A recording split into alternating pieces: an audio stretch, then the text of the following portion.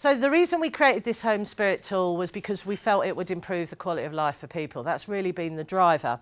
Ultimately, though, we did have to know how to develop it because it started off as one thing and has meandered into something bigger. So we needed to put it against something so that we knew it was a tool that was not just about ideology, but also effective around standards and expectation legally and legislation.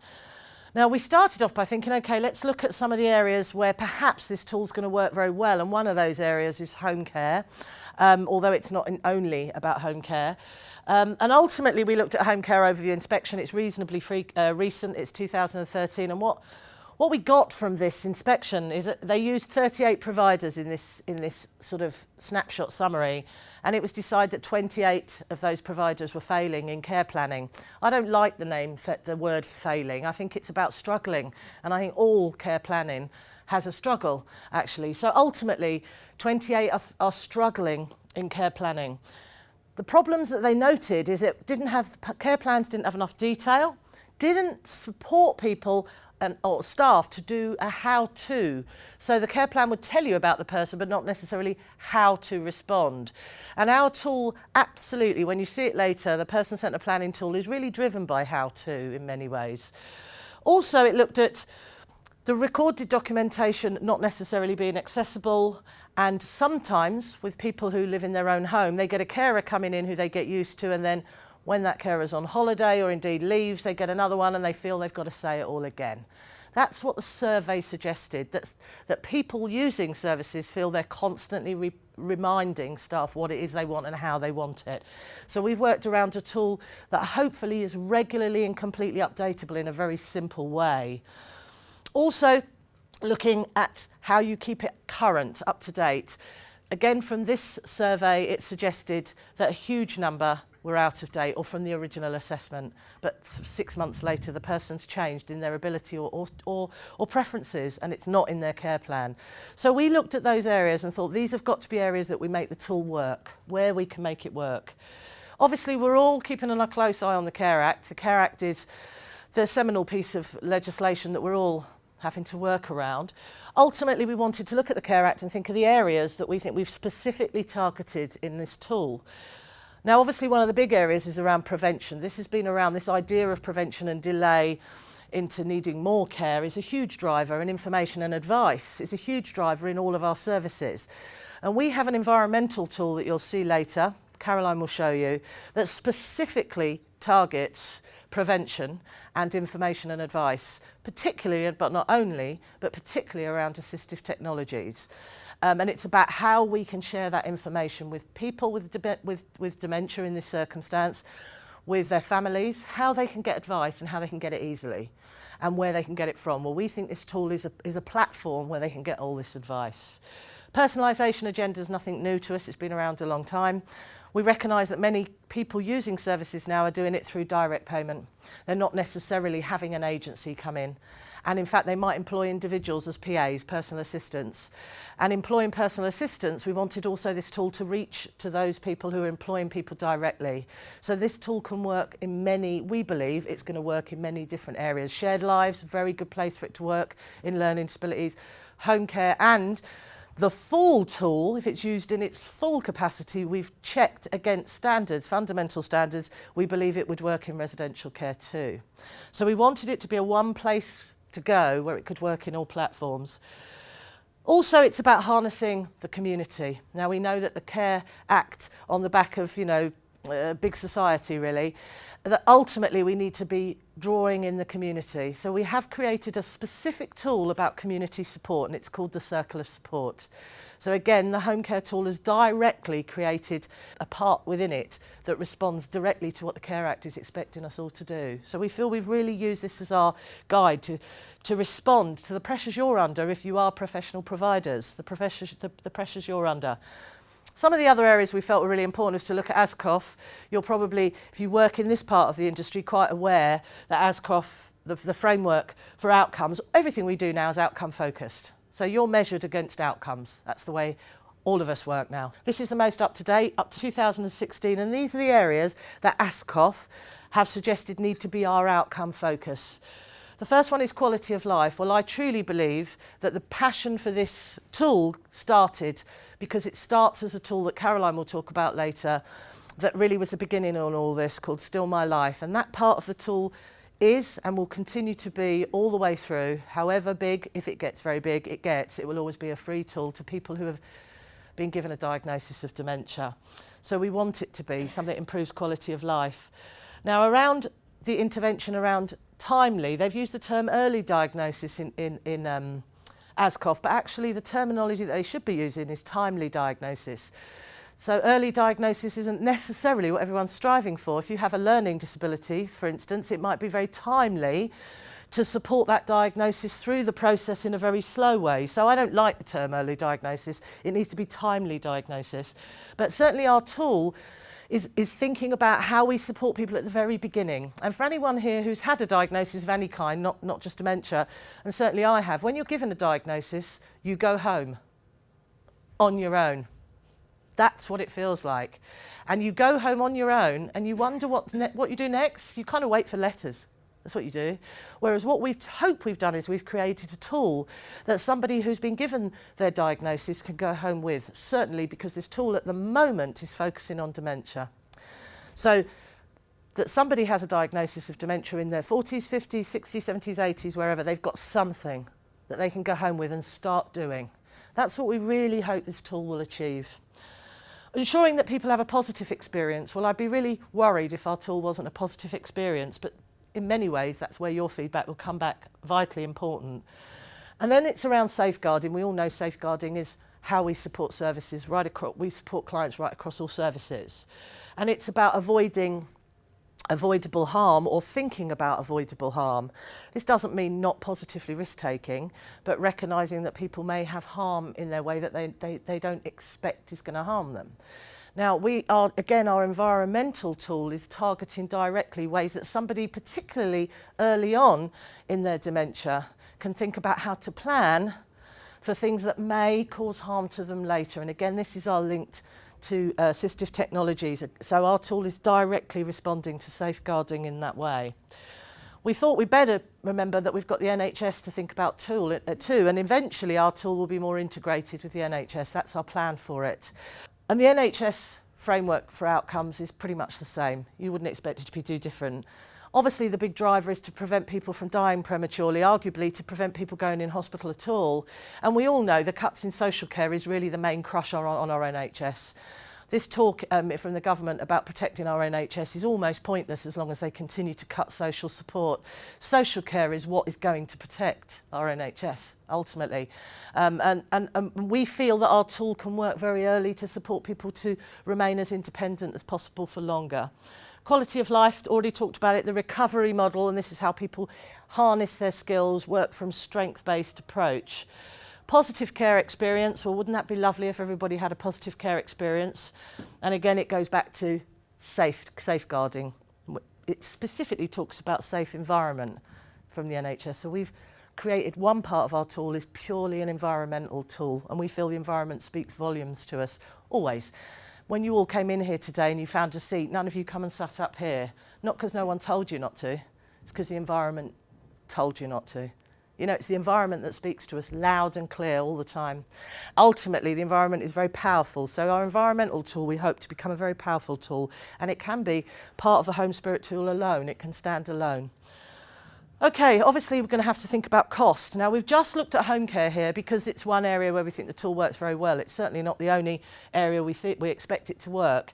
But the UK HCA, and those of you that work in home care will be familiar with this site, basically talked very clearly, and you probably can't see it very much from there and you don't need to, but we all know the outcome of this little graph is there's going to be more older people, particularly, who need care. The explosion is growing, and Caroline will talk to you very much about those statistics in dementia, but ultimately it's a grower, an ageing population. We live longer, but do we live weller? And that's a very big question. We don't necessarily live weller, but we certainly live longer. Ultimately, we need to think about the explosion in numbers is expected, but the government is very clearly saying, but they're not releasing more money for it. So we've got to do more for less.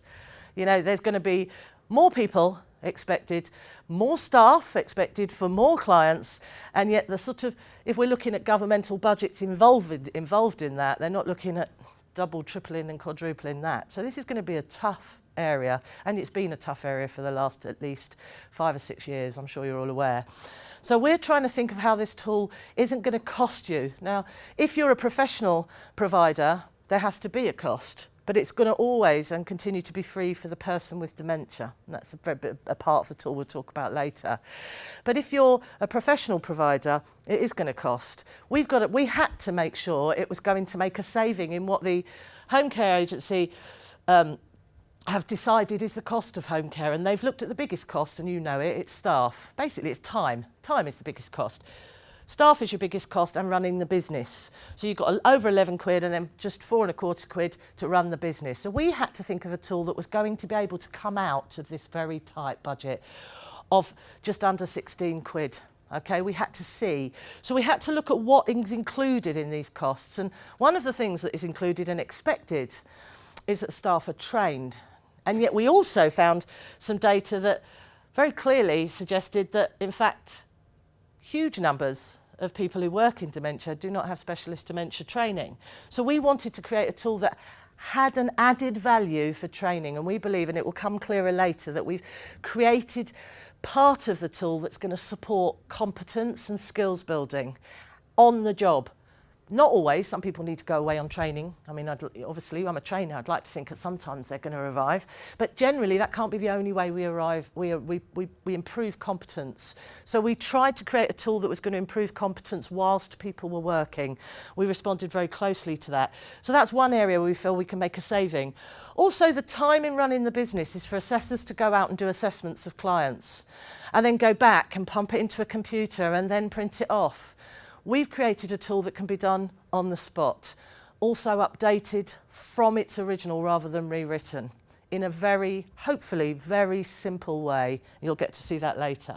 So Trisha's been talking to you about generic policy that's led up to the development of Home Spirit, and I'm going to talk to you about dementia and how we've been immersed in the subject and how through that process we've come up with the idea of Home Spirit. Now, I started my work with dementia as a very young social worker, and immediately I was thrown into the depths of dementia diagnosis, working in a mental health care of older people team. I sat around the table with occupational therapists, nurses, doctors, and even at that time, what struck me was the multi-perspective that was required to really get the measure of dementia, because it is such a complex subject. Fast forward 20 odd years and things have changed on some levels, but dementia is still a very complex subject. You know, it's still studied by neuroscience, geneticists, psychologists, sociologists. And with that, what has changed is that there's a much more of an integration between the topics, between the research. There's a lot more cross-cutting themes between psychology and health, for example. And to put this in context, for somebody with dementia who has purpose, hope and control in their lives, is more likely to use their brain more, is more likely to have relationships, is more likely to be mobile, is less likely to have ill health, and is less likely to have a hospital admission. And it all starts with purpose, hope and control. So how do we then reach people from a very early point, at the right point, and work with them in a very specific way? And that really has been our driving force. When I reach the age of 70, there'll be 1 in 3 people in this country over the age of 65. I mean, those figures are phenomenal. Age UK say that by that time, 1 in 5 will live to over 100. You know, that isn't that far away. But what that's meant is that it's created problems for the government around how we manage dementia on an economic level. And one of the strategies that they're adopting is around risk reduction. Embodied in what is known as the Blackfriars consensus is looking at how do we, throughout somebody's life, mediate those risks. We now know that conditions like heart disease, diabetes, depression, we all know that they're linked in some way to the development of dementia. We also know that from very early on in somebody's life, trauma, poor schooling, even when you're in the mother's womb and you're not getting the right amount of nutrition to your brain, all of that impacts potentially on developing dementia. In fact, Trish and I met somebody quite recently, diagnosed age 55, who in her early life had a lot of childhood trauma. Her mother was physically abusive to her, and what was proposed to her is that actually that might be a potential fact in her diagnosis. So one of the other things that is key in policy is about research, and in the Dementia 2020 there's been an upsurge in research, a commitment to doubling the amount of money spent on research, and also a commitment potentially to having open access. And that's really important. It's really important that people get access to the research, because the research now is coming at such a pace. It's bringing with it new opportunities like what we've seen hopefully in Home Spirit. Timely diagnosis, really important, not only from the perspective of people making decisions, but if you get people early enough, what happens is people have the cognitive power to sense make, potentially to develop coping strategies. Post-diagnostic support, also really key in terms of getting the support at the right time for people. And we know that MDAS work very, very hard in Hertfordshire to make sure that people get the support that they need in a very structured way. But what happens next? What happens after that kind of support? Hopefully what the Home Spirit tool offers some kind of consistency or follow-up. As Trish has already said, that there is also in policy this expectation that people with more complex needs are supported in the home environment. But how is that possible? Dementia costs our economy £23 billion per year. 10 billion of that is spent in care costs and a staggering 11 billion on informal support. What if we had developed a tool that can support both informal support through family carers or carers? I'm reminded recently not all carers are family carers, and also support services. The other key area is around training, and this is something, you know, a lot of these were on the initial strategy in 2009. And since then, as training providers, we have been immersed in the subject of dementia at a very, very exciting time where the research is coming very, very quickly. So we know Tier 1 and Tier 2 is available around the health service. In terms of communities, it's Dementia Friends. And in terms of social care services, it's been us, 3 Spirit, providing a lot of the training over the last 8 years. And what I'm going to talk to you very briefly is about the kinds of things that we've been working with and how this has sort of led up to the development of Home Spirit. So one of our development areas is positive interventions, and how can we work positively with people with dementia? And the kinds of subjects that we were looking at in our research is art, music, and obviously cognitive stimulation therapy known as CST. CST now is offered more widely in day services as well as memory clinics, and essentially it's exercising the brain in a very structured way, introduced into the NICE guidelines in 2006. So what we're saying in our tool is, how do we enable people to exercise their brains? You know, how can we encourage people to really get out there and understand the importance of building cognitive reserve? And we've had offshoots of that now. There's something called COGS, developed by a brilliant woman called Jackie Tuppen, which is a sort of day service type model of CST. We definitely need more of those in Hertfordshire. The other area that we've been working in is nutrition. So we've been working very closely on the nutrition pathways here in Hertfordshire. We've obviously got a very close interest in dementia and nutrition. We know that people that are obese, we know that people that are obese have that was not cued in. Yeah, just so you know that. Yeah, people that are obese, I'll sit down. Thank you, Caroline. We know that people that are obese are at higher risk of developing dementia, but the inverse is true in later life. So if somebody's over the age of 65 or in their 70s, research suggests that actually being overweight is a protective factor. Now, scientists don't really know why that is, but what's interesting is that there is a complex, unknown relationship between nutrition and dementia. In the work that we're doing, we know that lots of people with dementia struggle to eat, and there are lots of reasons for that. It could be that they have difficulty navigating the environment, difficulty understanding what's in front of them, their taste changes, they prefer sweet things, their sense of smell changes, they have problems potentially eating a balanced diet. And inevitably, a lot of that leads to ill health. So what we're saying within our tool is think about nutrition. Think about nutrition in terms of the brain. Think about very early on what nutrients we need for optimal brain functioning. Now, the evidence base in this area is pretty weak, but there is some exciting research going on where they're developing potentially what they call medical foods to support optimal brain functioning. Another area that we're working on or have been working on is sleep. Now, we all know that sleep is restorative to the brain. We know that we function better after a long sleep. So for somebody with dementia, it's even more important, but somebody with dementia might struggle, as you know, with sleep problems.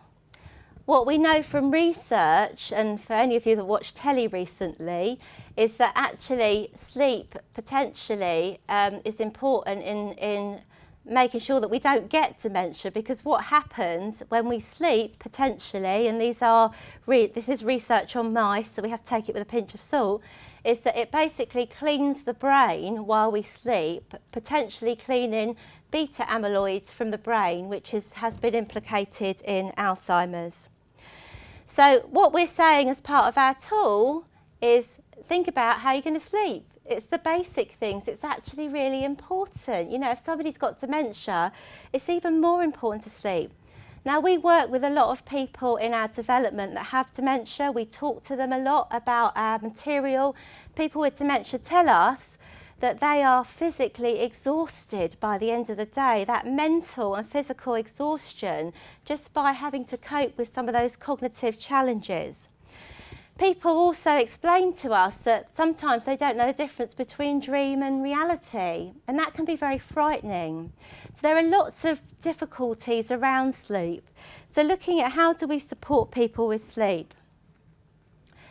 Another emerging area is exercise. And just to give you a couple of key facts about exercise, a Danish study found that actually exercise didn't help with cognitive function, but it did help us around dealing with some of our anxiety, depression, and any of us that are into exercise know that exercise can impact on our mood. So that's got to be a good thing. Another American study showed that exercise was implicated in the production of tau, which again has been linked to Alzheimer's. And in a Canadian study, they showed that exercise actually improved brain function. So we're saying to people very early on, how are you going to embed exercise into your day-to-day? Now, we've been delivering environment training for a long time in Hertfordshire. We had to fight to get it on the programme, but we think it's really, really important. And we developed through this work principles, and you might see them on your tables. And we've called our principles flowers, and it stands for F for familiarity. So if you're in a care home or a hospital, it's important from the perspective there has to be something in the environment to remind the person of who they are. L stands for legibility, and that's being able to see and recognise the objects around you. And because if somebody has visual perceptual problems, they might, for example, have difficulty seeing that water in that clear glass. And potentially if we use juice, somebody might be able to see it. So thinking about that. Orientation, how can we orientate somebody that it's daytime? What assistive technologies can we use? W for wayfinding. E for an enablement, and this is where we've broadened from the King's Fund principles, where we're looking at assistive technologies and some very exciting technologies. One I discovered only yesterday, where it's a chip that goes into a pad, and then it does urine tests, to see if anybody's got an infection. So really interesting types of assistive technology, and of course safety. Another area that we've been working with is the links between loneliness and health generally. Some research seems to suggest that loneliness is as harmful as 15 cigarettes a day. We know that loneliness potentially impacts on our cognitive performance, on our blood pressure. It can lead to depression. Depression can then lead to dementia. So what we've introduced is what we call a circle of support. And finally, because we're working a lot with people on the later stages of their journey, we're looking at how can we support and promote identity. And identity is very closely linked to self-esteem.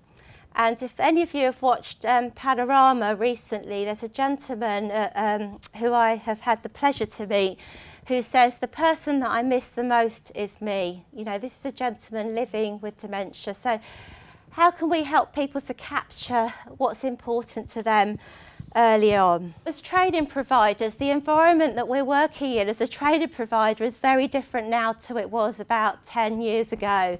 For one, there's been massive cuts across services, so we can't release staff to actually attend training. So we have to think of other ways of educating staff. That's one of the key changes. Another change is that we're working more through social media. A lot of people are on their mobile platform. Besides destroying families, it's also actually people are also learning much more through these platforms. So as an organisation, we've been thinking about how can we get our message across, and so came the idea of the infographics. And when we produce these infographics, an enormous amount of work goes into them. First of all, we will review the evidence base, and that takes a long time.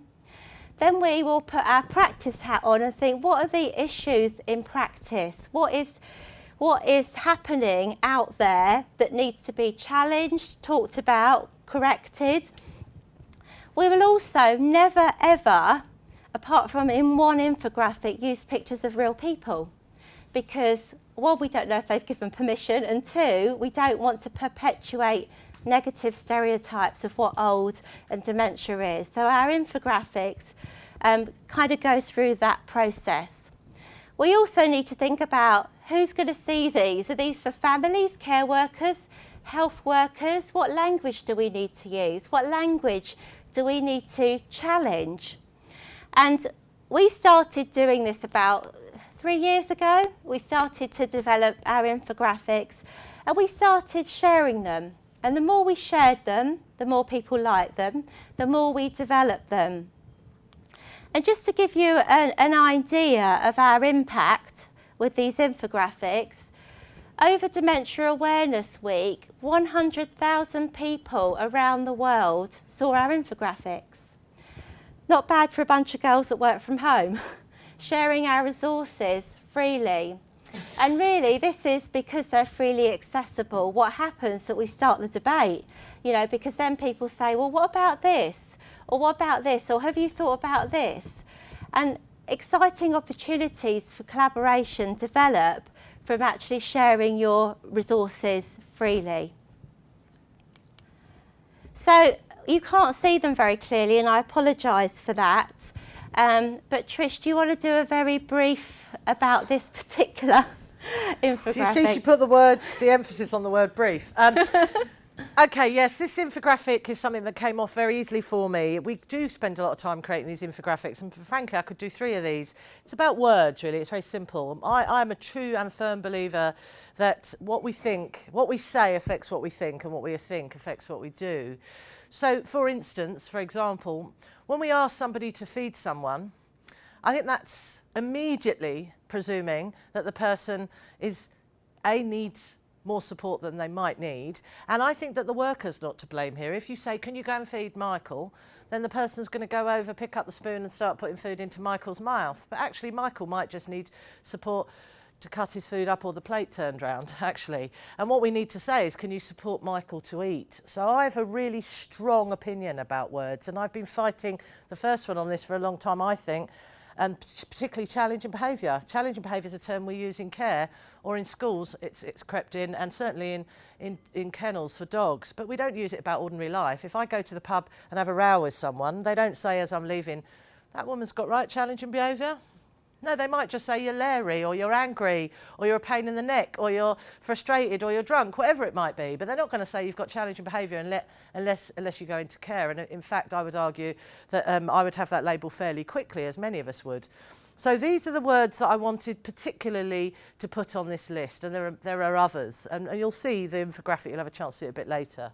Thank you. That was brief. Thank you. Thank you. I'm learning brief. So I'm just showing you a few of what the subjects we've tackled and who we've tackled them with over the last few years. So another really, really big issue is dehydration. And, you know, even in this day and age, people are still dying of dehydration, you know. And for an older person, it brings all kinds of other risks with it. So this dehydration resource has created a lot of discussion and debate. And a recent Cochrane review shows that actually, you know, checking someone's urine and seeing if somebody's got a dry mouth isn't a sufficient indicator. And actually, we should be monitoring the amount of fluids we're giving people. One of the things I will say about training is that people may not remember training after the training, you know, so we've got to find ways of keeping information alive in people's minds.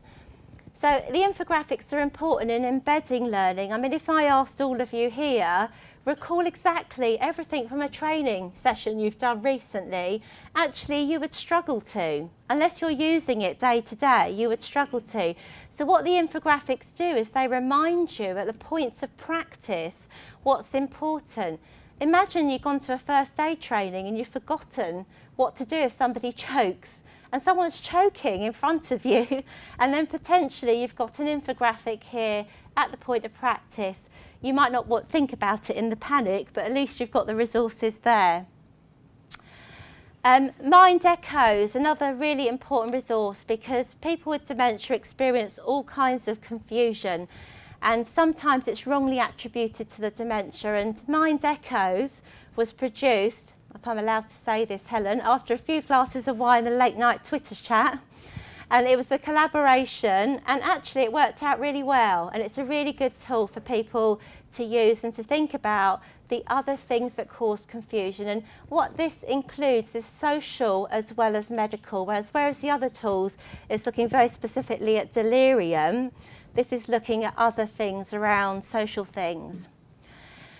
As I said, we've had opportunities to collaborate, and this tool was created by the LEAD Coalition, which are the most powerful force around dementia in the States. They're a very powerful network of organisation that wanted to work with us around stigma, because stigma is in access to services, stigma is in our relationship building, stigma is everywhere around dementia. So how do we tackle it and challenge the topic?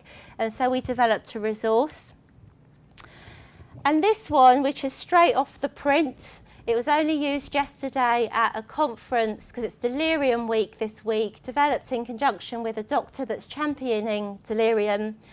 And it's a very important message that delirium is preventable, you know, and these resources are really important in making sure that that learning is continuing at the points when it's really, really critical. So we're going to move on now, and we're just coming into the tool, but I wanted us to talk about, if you like, the NICE guidelines 2015, particularly around home care. Like I say, this tool should and can work across the board, but we're focusing in particular around home care because we feel this is where it'll work maybe easiest, or quickly. It might be uptake in that place first. Recognising that we wanted to use the NICE guidelines around home care, we wanted to create the tool that directly responded to that. So we know that it should be goals and aspiration-led, and aspirational-led is what we're very interested in. Person-centred planning is all about dreams and goals. Also focusing on what people can do. Now there's a problem with our tool, one small problem, we couldn't change it. One part of it starts with need rather than strengths, and we will be changing that around, so we didn't get a chance before the hard launch today. But starting with what somebody can do, that's all good and well, but the truth is nobody gets funding for things they can do. They get funding for things they can't do. So from the very beginning, it starts off very much as a needs-led approach. We want this tool to be much more about what people can do and building upon that. Recognising, very importantly, that again in the NICE guidelines, there's an expectation that we get information out there, not just information about care, but information outside of care, such as assistive technologies. But I do want to make a point about assistive technology. They're fantastic and innovative, and we were at the Alzheimer's show on Friday, and you can pick up and touch things that are brilliant, yeah, that work, but they're expensive. You know, assistive technologies for the middle and upper classes. It's not for the working classes right now. But I guess the reality is that the more they're made and the more they're bought, the cheaper they become. At the moment, people living in poverty or close to poverty are not going to spend money on the assistive technology. And in fact, they're probably quite isolated because they may not even have a laptop or a computer or access to a computer. So we know assistive technologies are not going to go to everyone, but we do believe that the more people use assistive technology, the bigger production, the cheaper they get. A bit like our phones. You know, one day everyone can afford a phone, and we're almost there. Things become cheaper the more they're used. So we believe in assistive technology being a really positive thing, and one of our tools directly supports assistive technology. We also know that there's an expectation that people have a written summary of any planning they have. So our tool creates a written summary, which you'll see later, that people feel safe and they have peace of mind. Well, I'd like to think that this tool supports peace of mind because it's pretty holistic, but it's also controlled by the person, we hope. We'll talk about that in detail later. That we recognise that people have to and will continue to take risk. And in fact, positive risk-taking is a really important part of this drive, is that because we provide someone with care, it doesn't mean we should know everything about their life. In fact, they might not want you to know everything about their life, and that might involve some risk. And we recognise that, and that will become more clear later. We also looked at the understanding that people need to have access to anything that's written about them. My memory of accessible formats in my career has been that whilst we talk about accessible formats, when you create an accessible format, people don't like it. It's not very smart, it's not very easy to read. And one example I'm going to give is I worked with a guy with learning disabilities it was very important to him to be involved in his incidents, and he had lots of incidences. He was a very angry and quite justifiably angry young man with learning disabilities. So when an incident report was written about him, I managed that service, I always said the staff had to make sure that he wrote an incident report too, and all he could write was swear words and his old address. So he would write that every single time, and back in those days we had to fax. Before the days of email, we used to fax it to the social services, local authority, as was a requirement. And of course the local authority complained to me bitterly because what I would fax was his and then the staff's copy. And they said this was entirely inappropriate to be coming through the local authority fax machine. And I just said, are we saying that the man with learning disabilities expressing his feelings in an incident is entirely inappropriate? And that was the sort of beginning of my fight and war with legislation and with regulation and with culture of care, actually, that in fact accessible formats are very difficult to achieve because the powers that be don't want them accessible. They want them in a smart outcome way that we can all read and it's all simple. But for getting people in control of their lives, they have to produce care plans that they're in control of, and so they have to be able to understand it. So we talk about it in nice outcomes, but whether it really happens, I don't see much of it, to be honest. So what can we do to meet all these nice outcomes? And this is the moment where I wanted everyone to scream out, Home Spirit tool, but I'm not sure that emotionally I've got you there yet on that one. And I don't expect you to assume that it's the answer to all of these expectations. But Caroline and I really believe it could be. And what's important is that you have an opportunity to see it. And we're quickly going to go through the platform just here, you're going to see the platform in a second, but it covers certain areas. One is the Circle of Support, and it's a relationships tool, meeting all the expectation around community support. Those of you that have used circles of support in the past will recognise that we're supported by many things, not just people. And actually circles of support shouldn't just be about people. We could be supported by our library or supported by the pub. Actually, a pint of beer could be part of our circle of support. It doesn't have to be humans, it could be a dog, you know. Ultimately, the circle of support needs to be a dynamic tool, so we hope we've created one.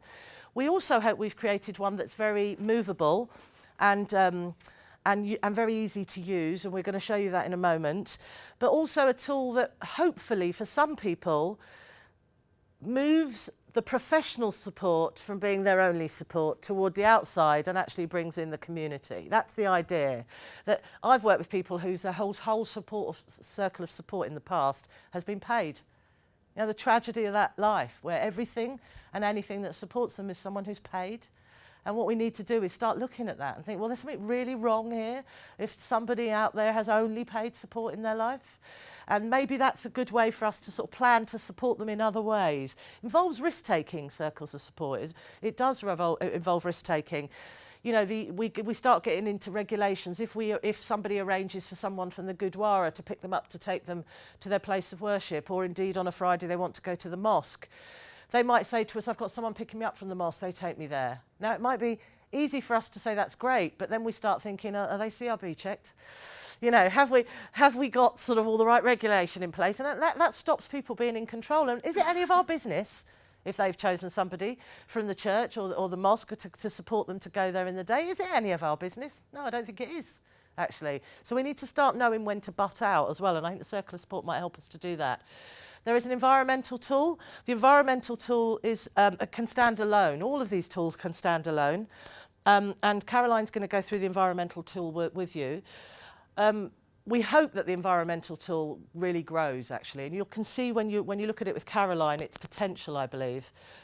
The person-centred planning tool is a big part of this tool. Person-centred planning can come from lots of directions, but for somebody I've always believed it has to come from aspiration and dream, but it has to come from the person being in control. For those of you that have done PCP training, you might have used a tool before about important 4 and important 2. It should always start with important 2 and important 4 for a start. What's important for me is to lose 3 stone and stop smoking. I know that's important for me. What's important to me is roll-ups and magnums. You can see the conflict, yeah? There's a direct conflict. Now, if you were going to knock up a care plan for me, I'd want you to first start with the fact that I want to smoke roll-ups and I want to eat magnums. And from there, I want you to plan what's important for me. And that might be to think about other things I might eat, or how often I smoke, or perhaps that's something I can do to combat the effects of smoke. It can only become important to me when I care about it. I've got to lose 3 stone at the very least. I can tell you now, I'm not interested in losing 3 stone for the sake of losing weight. But if you told me I was going on holiday to Paris with Leonard Cohen and Bob Dylan, I'd lose 3 stone by the weekend. And I would. And it's to do with wanting to do the outcome. The outcome is what's going to drive any of us. And a lot of our person-centred planning, I think, starts from the wrong position. It needs to start from what does the person really want in their life, what's important to them. And in that, we have to fit care, risk, support, and what's important for them. But it should never be the driver what's important for them. It's always got to be what's important to them. So you'll see by the time we get to the tool that we've started from that position.